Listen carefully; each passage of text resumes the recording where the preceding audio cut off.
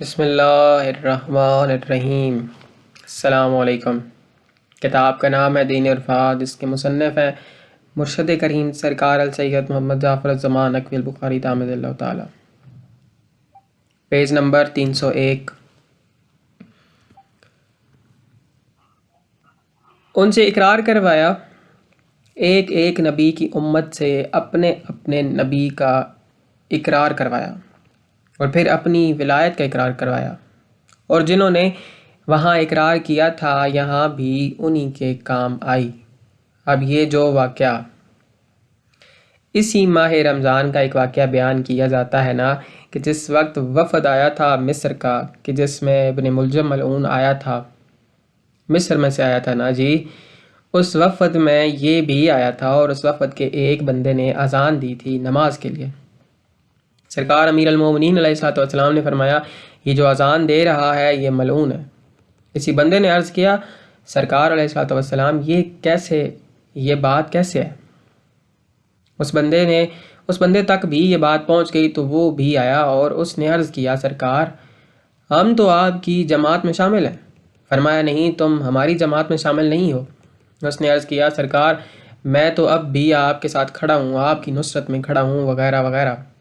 سرکار نے فرمایا، جس وقت الست بربکم ہم نے کہا تھا تو تم نے اللہ کی گواہی دی تھی، نبوت کی گواہی بھی دی تھی، لیکن جس وقت ہماری ولایت کے اقرار کا وقت آیا تو اس وقت میں نے اس مجمع میں تمہاری آواز نہیں سنی۔ مولا صاحب الزمان ہر دم ہوئی امان، ہمیشہ ہوویں جوانیاں مانے تے خوشیاں دے تاج پاویں، چشم بدور۔ اس مجمع میں تمہاری، یعنی اس وقت پوری بنی آدم اقرار کر رہی ہے، اور لب و لہجہ تک یاد ہے کہ اس بندے نے نہیں کہا تھا۔ تو میں عرض کر رہا تھا کہ وہاں اقرار کروایا، اور اقرار کروانے کے بعد پھر لباس انفاخیہ پہن کے صلب عالم ملک و ارواح میں سے بطن آدم کو زینت بخشی۔ اس وقت جناب آدم علیہ السلام کا مقام بطن کا ہے، نہ کہ صلب کا۔ بات سمجھ آئی؟ اور اس انداز میں کہ چونکہ جناب آدم علیہ السلام نے سجدہ کیا ہے، اور جس وقت جناب آدم علیہ السلام میں اس نور نے آ کے اپنی جلوہ آرائی کی ہے، تو اس طرح پھر یہ ثابت کیا گیا ہے کہ جس حقیقت میں ہم نازل ہوئے ہیں اس کا سجدہ کرنا ضروری ہے۔ اس کے پیش نظر جس وقت داخل ہوئے ہیں جناب آدم علیہ السلام میں، تو یہ جملہ عالم موجود نے صرف ملکوت نے نہیں بلکہ ہر چیز نے سجدہ کیا ہے۔ مولا صاحب الزمان ہر دم ہووی امان، ہمیشہ ہوویں جوانیاں ماڑیں۔ یہ وضاحت بھی کرتا چلوں کہ حکم تو فرشتوں کو تھا، لہٰذا انہوں نے ہی سجدہ کیا ہوگا، تو اس طرح پھر باقی مخلوق کا سجدہ کہاں سے ثابت ہوتا ہے؟ ہو تو سکتا ہے نا یہ سوال، کوئی بندہ کہہ تو سکتا ہے کہ اذ قال ربک للملائکۃ اسجدوا، اللہ نے تو ملکوت کو کہا تھا، جبکہ میں یہ کہہ رہا ہوں کہ نہیں، پورے عالم موجود کو کہا تھا۔ اب اس کا ثبوت کیا ہے؟ اگر یہ صرف ملکوت کا سجدہ تھا تو مجھے بتائیں کہ ابلیس مردود کیوں ہوا ہے؟ کیا وہ ملک تھا، فرشتہ تھا؟ نہیں، جب فرشتہ نہ تھا تو حکم تو فرشتوں کو ہے سجدہ کرنے کا، ابلیس کو کوئی اسپیشل کہا گیا تھا؟ سمجھ آئی؟ اس لیے عالم موجود کو حکم تھا کہ اس نور نے اب یہاں آ کے جناب آدم علیہ السلام کو زینت بخشی ہے، لہٰذا اب آپ پورا عالم موجود سجدہ کریں۔ حق مولا صاحب الزمان ہر دم ہو بھی امان، چشم بدور۔ یہی میرا موضوع ہے۔ ابھی زیارت پاک میں پڑھا جا رہا تھا کہ اشہد انک کنت نورا فی الاسلاب الشامخات والارحام المطہرات، اس سے کہیں کوئی غلط گمان نہ کرنے لگ جائے، ہرگز نہیں، بلکہ یہ وہ اسلاب و ارحام ہیں جن کا تذکرہ کیا گیا ہے، جو اسلاب شامخہ ہیں اور ارحام المطہرہ ہیں، نہ کہ وہ جنہیں یہ مولوی کہہ رہا ہے۔ سمجھ آئی؟ مولا صاحب الزمان ہر دم ہو ایمان۔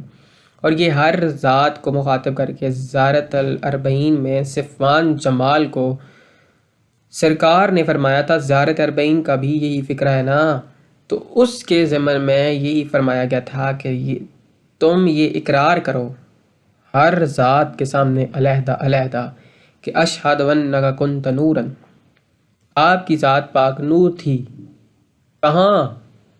فی اصلاب الشامخہ والارحام المطہرہ، کہ ان اصلاب شامخہ اور ان ارحام مطہرہ میں تیری ذات نور کی طرح مصروف سفر تھی اور مصروف سفر رہی ہے۔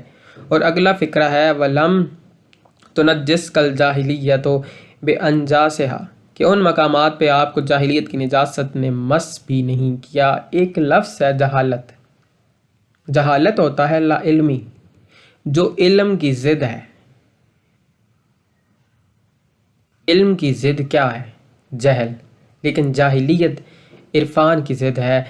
عرفان کی ضد جاہلیت یعنی انکار ہے۔ سمجھ آئی کہ جن جن عوالم میں سے آپ کی ذات نے جن جن ارحام و اسلاب میں سفر کیا ہے، ان میں کہیں بھی آپ کو انکار کی نجاست نے مس نہیں کیا کہ کسی عالم نے آپ کا انکار کیا ہو، ہرگز نہیں۔ ہر چیز آپ کے سامنے جھکتی چلی گئی۔ اگر اس کے ضمیر ہم عوالم کی طرف لے جائیں، بے انجاسہا کی، اس کی ضمیر اصل میں راجع ہوتی نہیں ہے، لیکن اگر کی جائے تو اس صورت میں بھی یہی معنی نکلیں گے۔ کیوں نکلیں گے؟ کیونکہ ہر عالم پست سے ہر عالم بالا زیادہ پاک ہوتا ہے۔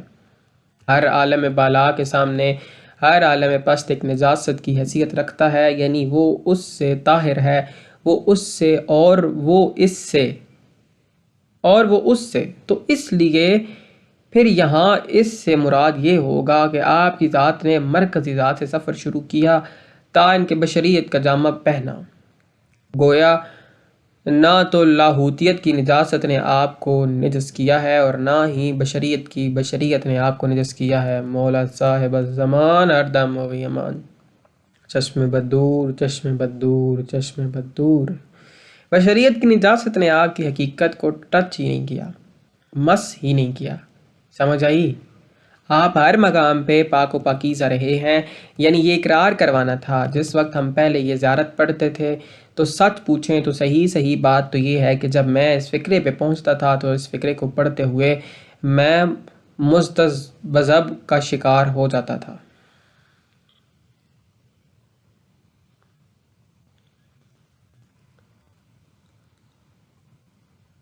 ڈاواں ڈول ہو جاتا تھا یہ فقرہ جب بھی پڑھا جاتا، کیونکہ ظاہراً جو تبادر ہوتا تھا، جو معنی و مفاہیم نظر آتے تھے، ان معنی و مفاہیم کی وجہ سے یہ شایان شان نظر نہیں آتا تھا۔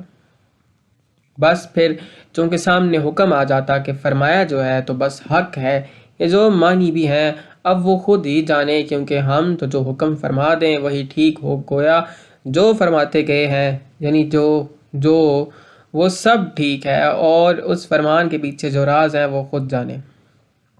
پھر میرے منعم حقیقی شہنشاہ امام زمانہ اجل اللہ فرج شریف نے یہ حقیقت منکشف کی، تو پھر اس فکرے کا مزہ آیا کہ ہاں چلو اب ٹھیک ہے جی، مولا صاحب الزمان ہر دم ہو بھی امان، چشم بدور ہمیشہ ہو میں بسم اللہ۔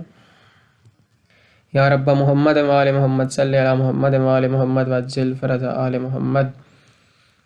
آخر میں شکریہ ادا کروں گا اپنے مرشد کریم سرکار السید جعفر الزمان نقل بخاری تامل صلی اللہ تعالیٰ کا۔ یہ مضمون میں نے ان کی کتاب دین عرفا سے پیش کیا ہے۔